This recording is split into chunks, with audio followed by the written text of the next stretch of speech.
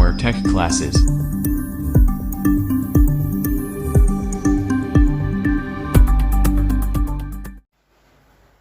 चलो बच्चों नमस्कार। आज हम परमानेंट मैग्नेट मूविंग कॉइल यंत्र मतलब ये वोल्टमीटर है, लेकिन इसका मूविंग कॉइल जो यंत्र है वो इंस्ट्रूमेंट देखना है, क्योंकि उस सिद्धांत पे वर्क करेगा।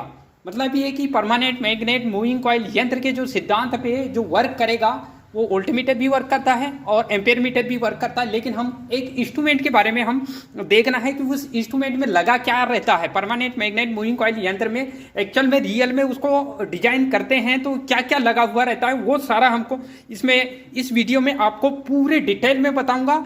एक एक चीज बताऊंगा, कैसे लगाया जाता है, कनेक्शन कैसे किया जाता है, उसके टर्मिनल कैसे निकाला जाता है, कंट्रोल स्प्रिंग कहाँ लगी होती है, स्पिंडल कहाँ लगा हुआ रहता है, कॉइल कहाँ लगी हुई रहती है। ठीक है, ये सारा मैं आपको बताऊंगा। इसका पॉइंटर कैसे कनेक्ट किया जाता है, कैसे वो ऑटोमेटिक मतलब ये है कि स्केल में डिफेक्ट होता है, ये सारी डिटेल मैं आपको बताऊंगा। तो चलो स्टार्ट करते हैं। वीडियो स्टार्ट करने से पहले मैं आपको इसका बता देंगे कि ये जो परमानेंट मैग्नेट मूविंग कॉइल यंत्र है ये प्रॉपरली वर्क कर रहा है या नहीं, ये चेक करना है हमको। जब तक कि इसको चेक नहीं करेंगे, ठीक है, प्रॉपरली हम या तो मल्टीमीटर से भी चेक कर सकते हैं कि मल्टीमीटर में इसमें कोई ना कोई रीडिंग शो करेगा, या आप कोई डीसी सप्लाई देकर चेक करोगे कि इसका पॉइंटर काम कर रहा है कि नहीं। ठीक है, तो ये रहा आपका परमानेंट मैग्नेट मूविंग कॉइल यंत्र, और मैं इसमें आपको मल्टीमीटर की सहायता से भी चेक करके दिखा देता हूं कि इसके अंदर जो कॉइल होती है और वो कॉइल का रेजिस्टेंस लगभग कितना होता है। वो तो डिपेंड करता है, कॉइल का रेजिस्टेंस डिपेंड करता है वोल्टमीटर की कैपेसिटी पे कि ये आप कितने रेंज का वोल्टमीटर बनाए, तो उस पर डिपेंड करता है। तो चलो मैं आपको बता देता हूं। तो इसके लिए मुझे या तो मल्टीमीटर जो रेजिस्टेंस चेक करना है या कंटिन्यूटी वगैरह चेक करना है, कहीं वायर टूटा तो नहीं है ये, क्योंकि अंदर जो कॉइल है, कॉइल का वायर टूटना नहीं चाहिए, टर्मिनल वहां से निकले हुए रहते थे। तो ये सारा चीज़ चेक करने के लिए हमको एक मल्टीमीटर या ओम मीटर की आवश्यकता होगी। ठीक है, तो हम एज ए मल्टीमीटर के रूप में मतलब ये कि रेजिस्टेंस चेक करना हो तो हम एक टोंग टेस्टर का यूज कर रहा हूं मैं यहाँ पे। ठीक है, इस टोंग टेस्टर की सहायता से मैं इसका रेजिस्टेंस या इसकी कंटिन्यूटी चेक कर लेता हूं कि ये प्रॉपरली मतलब ये कि कंटिन्यूटी बता रहा है ये। ठीक है, यदि ये कंटिन्यूटी नहीं बता रहा है तो अंदर कोई वायर टूटा है या उसके कॉइल का कोई वायर टूटा है, तो ये हम इसका चेक कर सकते हैं आसानी। तो ये मल्टीमीटर ये टोंग टेस्टर है, और टोंग टेस्टर में हम जो भी रेजिस्टेंस या कंटिन्यूटी चेक करने के लिए 200 ओम तक के हम सिलेक्ट करना है। ये सिलेक्टर स्विच है और इसके माध्यम से ये डिस्प्ले है, आपको दिखाई दे रहा है ये डिस्प्ले में इसकी पूरी रीडिंग हम देख सकते हैं। तो इसके दोनों टर्मिनल को इसकी जो नोब है, ये दोनों नोब को ये दोनों टर्मिनल से कनेक्ट कर देना है। ठीक है, तो ये देखो आवाज़ भी दे रहा है, मतलब कुछ इस टाइप से आवाज़ देगा, और ये लगभग 9.2 इसका अप्रॉक्स इसका रेजिस्टेंस बता रहा है। मतलब ये है कि 9.2 इसका रेजिस्टेंस है। मतलब ये कि कम रेजिस्ट, क्योंकि ये मिली वोल्ट मीटर है और बहुत ही कम वोल्टेज के लिए लगभग ये यहाँ पे स्केल में शो हो रहा है कि ये 100 वोल्ट की रेंज में ये वर्क करेगा। ठीक है, इतनी रेंज तक के वर्क करेगा। इससे ज़्यादा की रेंज का वोल्टेज आप दोगे तो ये मतलब ये कि इसकी कॉइल ख़राब हो सकती है। तो हमको जो रेंज है, मतलब ये कि जिस रेंज में हमने बनाए हैं उसको मतलब बनाए हैं तो उसी रेंज का वोल्टेज अप्लाई करवाना है, वहाँ ज़्यादा वोल्टेज भी अप्लाई नहीं करवा सकते आप। ठीक है, तो ये आई होप कि आपको मल्टीमीटर की सहायता से इसको ये चेक करना है। ये हमने चेक कर ली। अब हम डीसी सप्लाई देके भी चेक कर सकते हैं। तो डीसी सप्लाई देने के लिए हमको चाहिए क्या, एक डीसी वोल्टेज सोर्स चाहिए, और उसके लिए हमको बैटरी चाहिए, और बैटरी के माध्यम से हम इसको चेक कर सकते हैं कि इसका पॉइंटर डिफ्लेक्ट हो रहा है या नहीं, इसके अंदर करंट का फ्लोएशन हो रहा है या ना, ये चेक करना है। ठीक है, तो ये रही आपकी बैटरी। ठीक है, ये बैटरी लगभग यहाँ पे 4 वोल्ट की बैटरी है ये। ठीक है, 4 वोल्ट की बैटरी और 2.0 एम्पियर हावर इसकी मतलब ये है कि इसकी क्षमता होती है।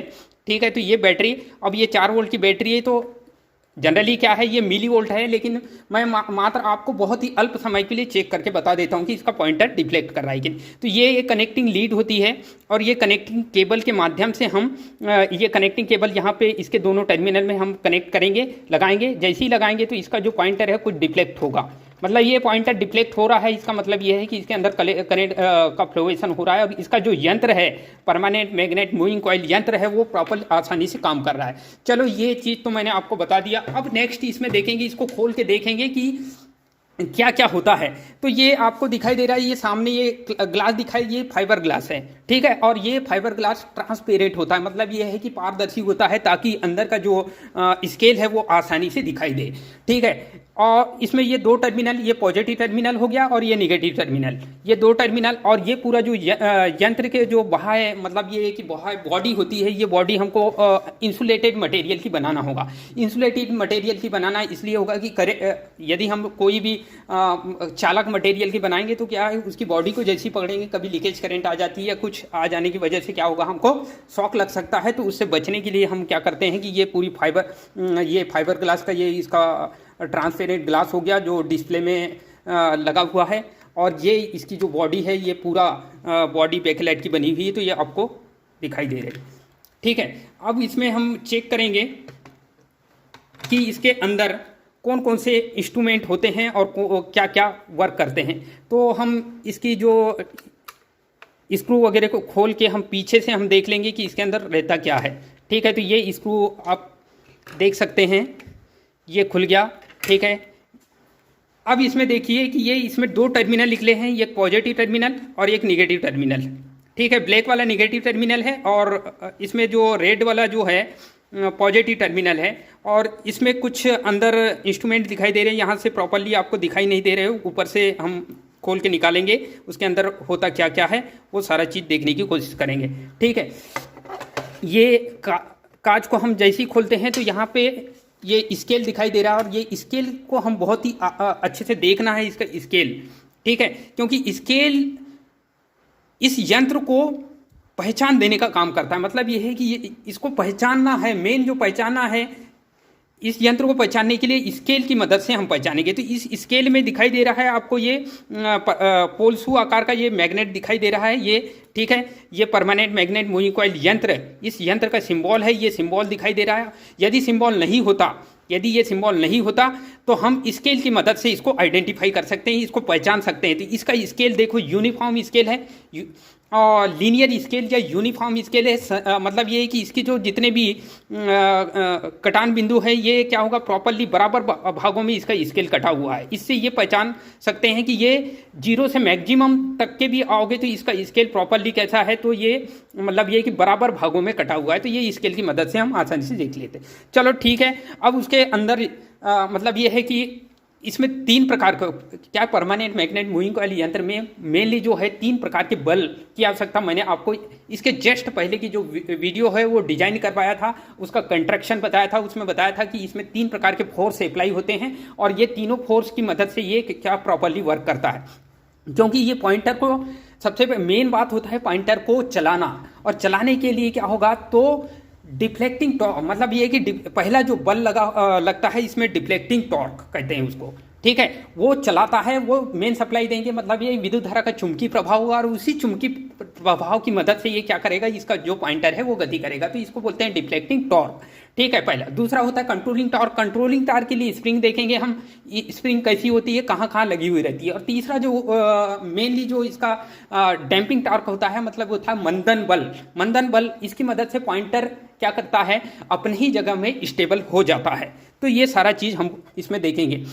चलो हम इसको खोल के देख लेते हैं कि इसके अंदर होता क्या है। तो ये आपको ये यंत्र दिखाई दे रहा है, और यंत्र के पूरे पार्ट्स हम देखेंगे, तभी हमको पता चलेगा कि ये रियल में इसके ये पार्ट्स है। आप जब इस वीडियो को एक बार देख लेंगे, पूरे यंत्र के बारे में मैं डिटेल बता दूंगा, ठीक है, कौन सा पार्ट क्या करता है, कैसे वर्क करता है, तो आपको पूरा का पूरा नॉलेज हो जाएगा और आप आसानी से इसके बारे में जितने भी क्वेश्चन है उसको आसानी से सॉल्व कर सकते हैं। चलो ये इस यंत्र के अंदर की जो कंट्रैक्शन है उसको निकाल के ये रहा आपका, इसमें इस टाइप से ये है। तो इसमें जो मैग्नेटिक ये कॉइल है, ठीक है, ये जो कॉइल घूम रही है,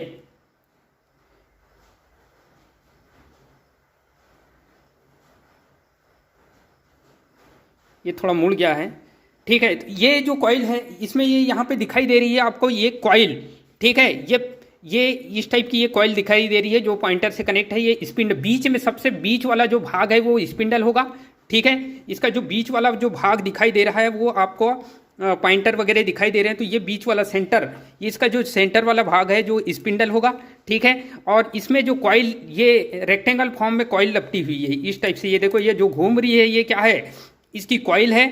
और इसमें जो नीचे एक रिंग दिखाई दे रही है ये इस टाइप की, ये नीचे भी एक और ऊपर भी है, ये कंट्रोल स्प्रिंग होगी, ठीक है। ये ऊपर अप साइड में लगी रहती है और ये डाउनवर्ड डायरेक्शन में एक कंट्रोल स्प्रिंग लगी हुई है रहती है, ये एंटी क्लॉकवाइज लपेटी रहती है। और ऊपर जो है अपर कंडीशन में एक स्प्रिंग लगी हुई है, ये क्या होगी, तो ये क्लॉकवाइज लिपटी हुई रहती है। और इसी से एक पॉइंटर, स्पिंडल से ही एक पॉइंटर कनेक्ट है, ये है एल्यूमिनियम का बना। और इसकी स्प्रिंग किस पदार्थ की बनी है, तो मैंने आपको इसकी जस्ट पहले की वीडियो में बताया था कि ये फास्फोरस ब्रांच की बनाई जाती है।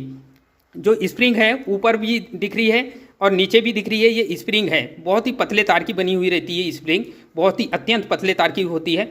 और इसमें जो ये बीच में ये जो कॉइल आपको दिखाई दे रही है, ठीक है, ये कॉइल है रेक्टेंगल कॉइल और ये बहुत ही पतले तार की बनी हुई कॉइल है। इस टाइप से हमने रेक्टेंगल फॉर्म क्रिएट कर देते हैं। और ये जो कॉइल के दोनों सिरे, एक सिरे को ऊपर स्प्रिंग से जोड़ देंगे और दूसरा सिरा निकलेगा तो ये नीचे की स्प्रिंग से जोड़ेंगे और इसी स्प्रिंग से एक सिरा यहाँ निकाल देंगे, ये जो बाहर टर्मिनल में जाएगा। और यहाँ से ये जो स्प्रिंग ये इससे कनेक्ट है, ये बॉडी दिख रही है, ये बॉडी से ही हम एक ब्लैक कलर का वायर कनेक्ट कर देंगे और इस वायर की मदद से हम ये टर्मिनल में कनेक्ट करेंगे तो वहाँ नेगेटिव होगा और ये पॉजिटिव करंट यहाँ से इनपुट होगी और इस कॉइल में अंदर प्रवाहित होगी, जिसकी वजह से यहाँ मैग्नेट बनेगा और मैग्नेट की वजह से ये क्या होगा, पॉइंटर घूमेगा। तो यहाँ पे टॉर्क, जो डिफ्लेक्टिंग टॉर्क, मतलब पॉइंटर को चलाने के लिए कौन सा टॉर्क है, तो ये जो कॉइल की वजह से, मतलब ये कि मूवमेंट, कॉइल घूमेगी, ये जो मेन है ये कॉइल घूमेगी और जिसकी वजह से क्या होगा, इसमें डिफ्लेक्शन मिलेगा, मतलब मोमेंटम मिलेगा। और इसमें जो कंट्रोलिंग किसके माध्यम से होगा, तो ऊपर एक स्प्रिंग लगी है फास्फोरस ब्रांच की, नीचे एक स्प्रिंग लगी हुई है, ये भी फास्फोरस ब्रांच की है। इस पॉइंटर को यदि ये मैक्सिमम जा रहा है तो जीरो की ओर लाएगा और जीरो से मैक्सिमम जा रहा है तो वहां पे मतलब ये कि लाने ले जाने का काम करता है, कंट्रोल करने का काम होता है। इसका नाम ही कंट्रोल स्प्रिंग है जो कि फास्फोरस ब्रांच की बनी हुई है, जो स्पिंडल से ही कनेक्ट रहते हैं। ये पॉइंटर आपको एल्यूमिनियम का दिखाई दे रहा है। इस पॉइंटर को हम कोई लोहे और कोई मतलब ये है कि भारी धातु का नहीं बना सकते, बहुत ही हल्की धातु का यूज करना है ताकि ये पॉइंटर आसानी से गति कर सके, ठीक है। तो ये आपको ये पूरा इसका कंस्ट्रक्शन, ये परमानेंट मैग्नेट आपको दिखाई दे रहा है। यहाँ पे लोहे की कोई भी, देखो लोहे की कोई भी वस्तु यहाँ पे लाएंगे तो इसमें क्या होगा जी, इसमें अट्रैक्ट हो जाती है, ये अट्रैक्शन की प्रॉपर्टी होती है और ये यहाँ पे अट्रैक्ट हो जाता है। तो ये क्या है, परमानेंट मैग्नेट है। ये पूरा आपको यू शेप में दिखाई दे रहा है, ठीक है। यू शेप में मतलब ये है कि ये घोड़े की नाल के आकार का ये इसका परमानेंट मैग्नेट होता है। और इसी परमानेंट मैग्नेट के मध्य में ये क्या होगा, ये कॉइल क्या करेगी, गति करेगी, जिसकी वजह से क्या होगा, जब कॉइल गति करेगी मतलब करंट फ्लो होगा, मैग्नेट बनेगा, रिपल्सन होगा, जिसकी वजह से ये पूरा पॉइंटर डिफ्लेक्ट होगा। फिर जैसी पॉइंटर डिफ्लेक्ट होगा तो कॉइल, ये ऊपर और एक नीचे कॉइल कंट्रोल स्प्रिंग लगी हुई है, कंट्रोलिंग करने का काम, डैम्पिंग करने का काम है। तो ये बीच में एक साफ्ट में बीच में ये सॉफ्ट आयरन का पीस लगा हुआ है, ये सॉफ्ट आयरन है। तो इस सॉफ्ट आयरन की मदद से क्या होगा, तो इसी की मदद से क्या करेंगे हम, इसमें डैम्पिंग टॉर्क डेवलप होगा। जैसे यहाँ पे मतलब ये कि करंट का फ्लोएशन होगा, मतलब बहुत ही अल्प मात्रा की करंट फ्लो होती है इसमें। इसकी पूरी मतलब ये कि ये सॉफ्ट आयरन के जो टुकड़ा होता है इसमें मतलब ये कि बहुत ही लीकेज करंट और उसको भंवर धारा कहा जाता है। और भंवर धारा डैम्पिंग बहुत ही इंपॉर्टेंट हो जाता है इसमें। भंवर धारा डैम्पिंग के चलते इसमें भंवर धारा हानि के चलते इसमें क्या होगा, डैम्पिंग होगा। तो डैम्पिंग किसकी वजह से होता है, तो ये लोहे का टुकड़ा हो, सॉफ्ट आयरन का टुकड़ा होगा, ठीक है। ये कॉइल की वजह से डिफ्लेक्शन होगा और ये यहाँ पे ऊपर एक स्प्रिंग और नीचे स्प्रिंग दिखाई दे रहा है। इस स्प्रिंग की सहायता से क्या होगा, तो इसमें डिफ्लेक्शन होगा, ठीक है। डिफ्लेक्शन मतलब यह है कि इसमें डिफ्लेक्टिंग टॉर्क, ठीक है, प्रदान होगा। तो चलो इसको हम लगा देते हैं इसी के अंदर। देखो यहाँ NS पोल, इस साइड N पोल होगा, इस साइड S पोल होगा, जो कि ये परमानेंट मैग्नेट है, ठीक है। ऑलरेडी स्थायी मैग्नेट बना हुआ है और इसी स्थायी मैग्नेट के अंदर ये क्या होगा, ये यंत्र काम करता है, ठीक है।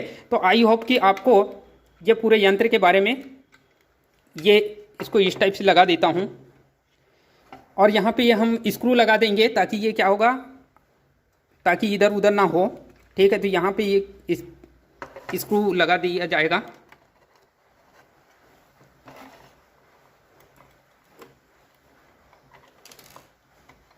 चलो हमने ये इस स्क्रू को हम लगा देते हैं। जैसे ये स्क्रू को लगा देंगे और यहाँ पे हम और चेक करके देख लेंगे कि ये प्रॉपरली वर्क कर रहा है कि नहीं। इसके मतलब ये है कि बहुत ही कॉम्पैक्ट डिवाइस होती है और ये इसमें टूट फूट होने की बहुत ज़्यादा संभावना होती है, इसलिए हमको इसको बहुत ही बारीकी से काम करना होता है इसमें, क्योंकि पूरे बारीक बारीक इसमें जितने भी डिवाइस लगे हुए रहते हैं बहुत ही कॉम्पैक्टिव कंडीशन में लगे हुए रहते हैं। चलो ये चीज़ हमने लगा दी है, यहाँ पे स्केल भी लगा दिए ये, ठीक है, और इसके ऊपर ये ग्लास भी लगा देते हैं, ठीक है। और इसके 2 टर्मिनल ये निकाले, ये नीचे एक टर्मिनल, ये पॉजिटिव टर्मिनल, रेड टाइप का ये पॉजिटिव टर्मिनल होगा, ठीक है। इसके पॉजिटिव टर्मिनल से कनेक्ट कर देते हैं, इसको इस टाइप से कनेक्ट कर देंगे हम, ठीक है। और ये निगेटिव टर्मिनल यहाँ से निकला हुआ है, वो बॉडी से ऊपर करंट, मतलब ये है कि ऊपर सर्किट कंप्लीट करेगा ये, ठीक है।